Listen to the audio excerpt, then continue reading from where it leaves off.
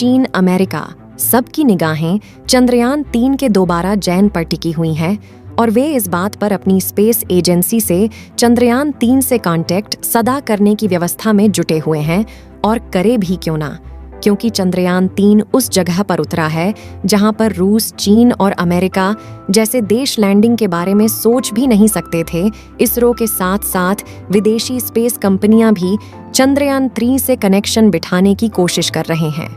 दोस्तों, इसी क्रम में चंद्रयान-3 मिशन की अपेक्षित अवधि समाप्त होने में काफी समय बीत जाने के बावजूद भारतीय अंतरिक्ष अनुसंधान संगठन इसरो ने चंद्ररात्रि के बाद मिशन के फिर से जीवित होने की उम्मीद बरकरार रखी है। दोस्तों, नासा के चीफ ने चंद्रयान-3 को लेकर क्या कहा है, वीडियो में आगे जरूर देखें। इससे पहले दोस्तों, आपसे छोटी सी रिक्वेस्ट है, अगर आप चैनल पर नए हो तो चैनल को सब्सक्राइब जरूर कर लें और बेल आइकन ऑन कर लें ताकि आने वाले सभी वीडियो आपको आसानी से प्राप्त हो जाए। आओ अब आपको बताते हैं। दोस्तों, इसरो के चीफ मीडिया से बात करते हुए एक रहस्य वाली बात का खुलासा किया है और उन्होंने बताया कि भारत उन देशों में से है जो अपने प्रयासों के बाद भी जल्दी हार नहीं मानता। हालांकि इसमें अभी तक कोई कामयाबी नहीं मिल सकी है। माना जा रहा है कि जैसे ही विक्रम लैंडर और प्रज्ञान रोवर चंद्रमा की सतह पर सोए, यूएस स्पेस फोर्स सैटेलाइट के प्रक्षेपण ने पृथ्वी के ऊपरी वायुमंडल में एक छेद कर दिया होगा। चंद्रयान-3 मिशन के लैंडर और रोवर को चंद्रमा पर सिर्फ एक चंद्र दिवस के लिए काम करने के मद्देनजर डिजाइन किया गया था, यानी लगभग 14 दिन, और वह समय काफी पहले बीत चुका है।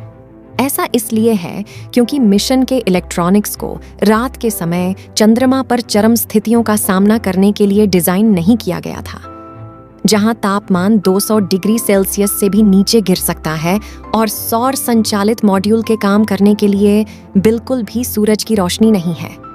दिलचस्प बात यह है कि अगर रूस का लूना 25 चंद्रमा पर सॉफ्ट लैंडिंग करने में कामयाब होता तो उसका प्रदर्शन काफी बेहतर होता। रूसी मिशन को प्लूटोनियम रेडियो आइसोटोप डिवाइस के साथ डिजाइन किया गया था, जो परमाणु बैटरी जैसा कुछ था। वह परमाणु बैटरी गर्मी उत्पन्न कर सकती है, जो उपकरणों को कम तापमान में भी जमने से बचा सकती है। चंद्रयान-3 मिशन में ऐसी कोई सुविधा न होने के बावजूद इसरो को अब भी उम्मीद है।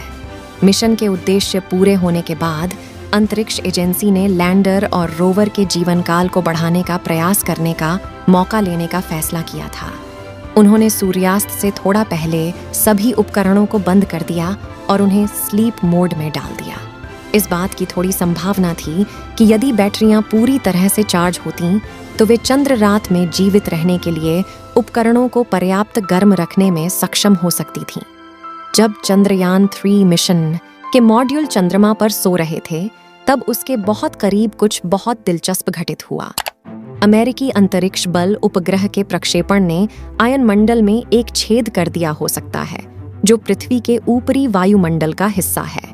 टेक्सास स्थित निजी अंतरिक्ष प्रौद्योगिकी फर्म फायरफ्लाई एरोस्पेस ने 14 सितंबर को स्पेस फोर्स के लिए विक्टस नॉक्स उपग्रह लॉन्च किया। spaceweather.com की रिपोर्ट के अनुसार लॉन्च के बाद एक सफेद प्रकाश आकाश के एक बड़े क्षेत्र में फैल गया। इस शंकु के फीका पड़ने के बाद हल्की लाल चमक थी, जो रॉकेट द्वारा आयनमंडल में छेद करने के कारण हो सकती थी। दोस्तों, आपको बता दें कि वहीं पर नस प्रमुख ने एक अन्य और महत्वपूर्ण जानकारी को साझा करते हुए यह बताया है कि शायद चंद्रयान-3 से कांटेक्ट साझा करना काफी मुश्किल भरा काम है, क्योंकि ऐसा अनुमान लगाया जा रहा है कि विक्रम रोवर के ऊपर बर्फ की लेयर छड़ गई है, जो उन्हें पूरी तरीके से कवर कर रखा है।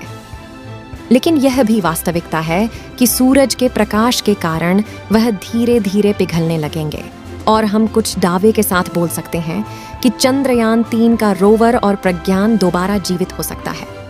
अंतरिक्ष अभियान में बड़ी छलांग लगाते हुए 23 अगस्त को भारत का चंद्र मिशन चंद्रयान-3 चंद्रमा के दक्षिणी ध्रुव पर उतरा, जिससे देश चांद के इस क्षेत्र में उतरने वाला दुनिया का पहला तथा चंद्र सतह पर सफल सॉफ्ट लैंडिंग करने वाला दुनिया का चौथा देश बन गया। चंद्रमा पर चंद्रयान-3 के लैंडिंग स्थल का नाम शिव शक्ति पॉइंट रखा गया है, जो कि भगवान शिव को प्रदर्शित करने व उनके नाम को विख्यात करने की याद में रखा गया है और 23 अगस्त का दिन राष्ट्रीय अंतरिक्ष दिवस के रूप में मनाया जाएगा। इसी तरह से चंद्रमा की सतह पर जिस स्थान पर चंद्रयान 2 ने 2019 में अपने पद चिन्ह छोड़े थे, उसे तिरंगा पॉइंट नाम दिया गया है। को लेकर इसरो के एक महत्वपूर्ण वैज्ञानिक जिन्होंने चंद्रयान 3 को बनाने में महत्वपूर्ण भूमिका निभाई है, उनका कहना है कि यदि चंद्रयान 3 को जगाना है तो हमें चांद पर भेजे हुए प्रत्येक सिग्नल को बारीकी से जांच करना चाहिए। इसरो के स्टाफ ने बताया कि एक बार रोवर ने कुछ सिग्नल इसरो के पास भेजा था, लेकिन उसके कुछ ही सेकंड बाद वह सिग्नल का संपर्क टूट गया, जिसके कारण इसरो के सभी वैज्ञानिक हताश और निराश हो गए हैं। लेकिन उनकी आज अभी भी बाकी है और वह पूरे दावे के साथ यह बोल रहे हैं कि चंद्रयान 3 में कुछ खराबी होने के कारण ठीक प्रकार से सिग्नल जो कि इसरो द्वारा भेजे जा रहे हैं वह कैच नहीं कर पा रहा है। वही इसरो के स्टाफ में से एक अन्य वैज्ञानिक ये बोल रहे थे कि यदि चंद्रमा 3 में लगे रोवर की बैटरी को अगर फुली चार्ज किए होते हैं तो विक्रम में मौजूद एंटीना को एक्टिव करने में सहायता करता, जिसके जरिए से हम विक्रम से संपर्क जरूर साझा कर लेते हैं। लेकिन दुर्भाग्यवश वह बैटरी फुल चार्ज नहीं थी। इसी कारण इसरो के सहित सभी वैज्ञानिक अब यही उम्मीद लगा रहे हैं कि कब विक्रम लैंडर और प्रज्ञान चांद से कुछ सिग्नल पृथ्वी पर भेजें जिससे कि उनसे संपर्क बनाया जा सके। दोस्तों, जैसा कि हमें पता है कि भारत हमारा विभिन्न धार्मिक क्रियाओं में विश्वास रखने वाला एकमात्र देश है जो कि भगवान की आस्था में बहुत ज्यादा विश्वास रखता है। इसी क्रम में जब भारतवासियों को यह पता चला कि चंद्रयान 3 22 सितंबर को एक्टिव होने वाला था, लेकिन ऐसा हो नहीं सका, जिसके कारण भारत के अनेक मंदिरों में पूजा पाठ करना शुरू हो गया है। इसी क्रम में उत्तर प्रदेश के मुख्यमंत्री योगी आदित्यनाथ भी प्रज्ञान और रोवर को पुनः एक्टिव करने के लिए हवन और यज्ञ करते हुए नजर आए। उनके साथ साथ कई राज्य के गणमाननीय मंत्री भी मौजूद थे। इसी के साथ महाराष्ट्र में भी कई आमजन को चंद्रयान 3 का पोस्टर लगाकर वहां हवन और यज्ञ का आयोजन करवाया ताकि रोवर को दोबारा चांद की सतह पर एक्टिव किया जा सके। दोस्तों, भारत आस्थाओं का देश है जहां पर आस्था और विश्वास बहुत ज्यादा है। इसी क्रम में हम भी उम्मीद लगाए बैठे हैं कि चंद्रयान 3 दोबारा जग जाएगा।